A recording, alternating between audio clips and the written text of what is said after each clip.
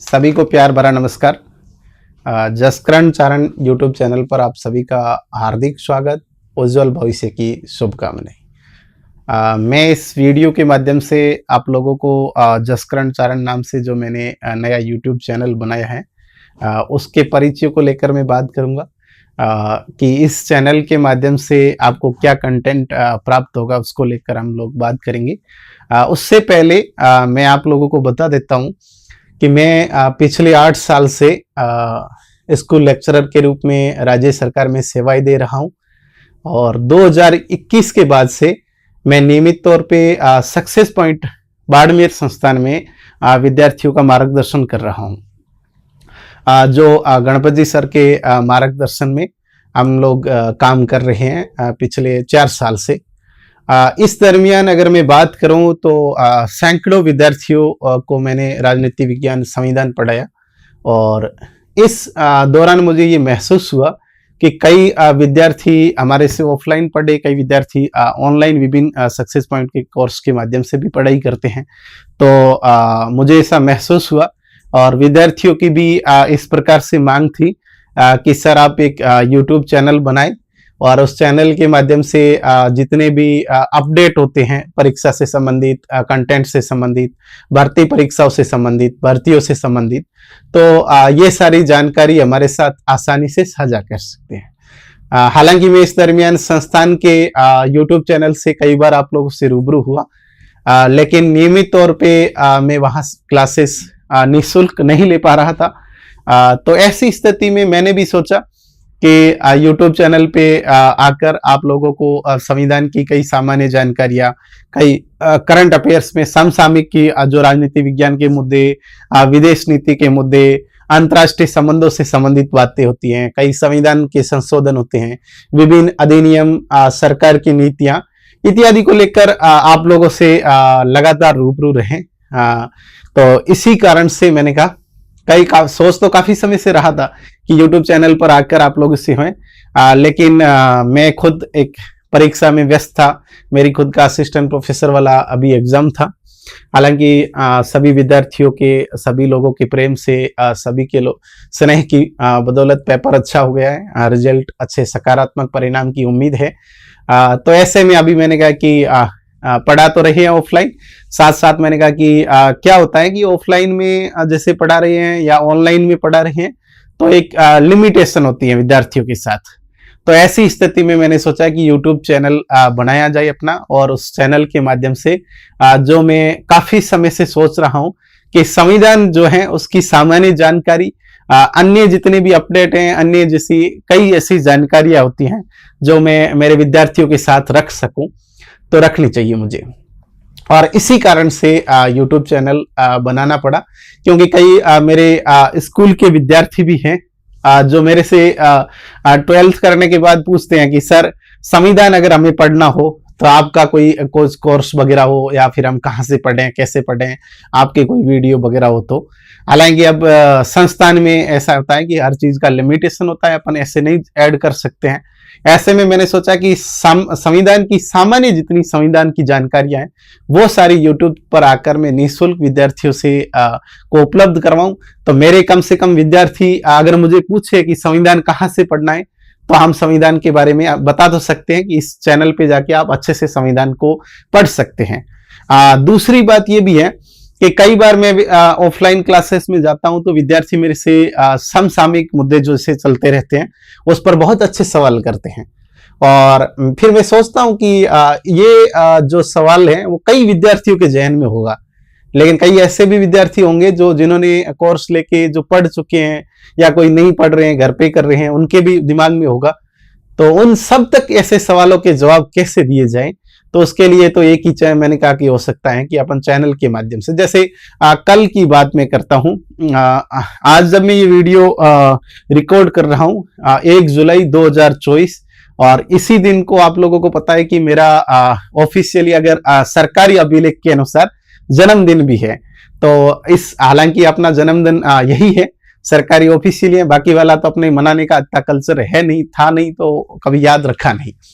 तो इस दिन मेरे से एक विद्यार्थी ने सवाल पूछा कि सर संसद में लोकसभा के सदस्य, अभी अपनी लोकसभा में 2 ऐसे सदस्य चुने गए हैं जो जेल के अंदर रहकर चुनाव जीत गए।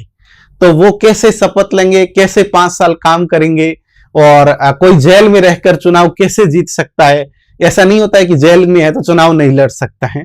हालांकि उसका उत्तर अच्छे से मैंने दिया, काफी विद्यार्थियों को मतलब ये सारी बात अच्छे से समझाई, और मुझे लगा कि ये जानकारी सभी विद्यार्थियों को भी मिलनी चाहिए थी। तो ऐसे कई मुद्दे हमारे पास होते हैं। राजनीति विज्ञान विषय भी ऐसा विषय है जिसमें नियमित तौर पे अपडेट आते रहते हैं। अगर अपडेट नहीं करें, हालांकि मैं तो मानता हूं कि प्रत्येक विषय में अपडेट रहना जरूरी है, लेकिन राजनीति विज्ञान तो समसामयिक के साथ ही जुड़ा हुआ विषय है, जिसका आधी राजनीति तो प्रैक्टिकल है, आधी थ्योरी है, तो प्रैक्टिकल ही चलती रहता है। तो ऐसे विषय में तो अपडेट रहना बहुत जरूरी है। तो ऐसी स्थिति में ही मैंने ये चैनल जसकरण चारण आरंभ किया है आज, और हालांकि इसी नाम से अपना टेलीग्राम चैनल है जिस पर मैं नोट्स वगैरह डालता रहता हूं। जो हमारी ऑफलाइन क्लासेस के नोट्स होते हैं वो तो अनियमित तौर पे डालता हूं जसकरण चारण नाम के टेलीग्राम पर। तो मैं आप लोगों को संक्षिप्त में बता देता हूं कि हम लोग इस चैनल पर क्या क्या पढ़ेंगे, किन बातों को लेकर अध्ययन करेंगे। सबसे पहले तो मेरा जो मुख्य इस पर बिंदु रहेगा वो रहेगा संविधान सामान्य परिचय। तो सबसे पहले तो मैं बता देता हूं कि हम लोग संविधान का सामान्य परिचय पूरा इस पर देखेंगे। संविधान,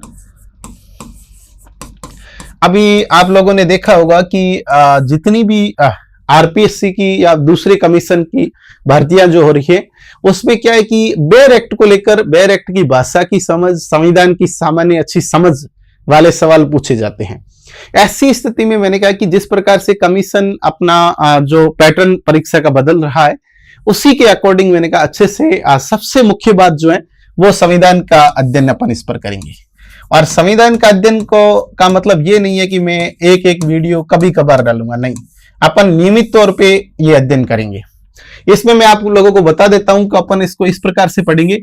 सबसे पहले अपन संविधान का भाग फर्स्ट पढ़ेंगे, जो संघ क्षेत्र की बात करता है, जिसमें अपन आर्टिकल की बात करें तो 1 से 4 लेकर, उसके बाद में अपन भाग 2 पर आएंगे। भाग 2 की अगर बात करें तो जो अपना संविधान नागरिकता को लेकर बात करता है, नागरिकता पढ़ेंगे। फिर अपन भाग 3 पर आएंगे। भाग 3 की अगर बात करें तो मूल अधिकार।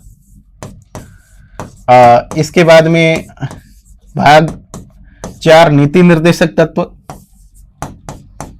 भाग 4 नीति निर्देशक तत्व।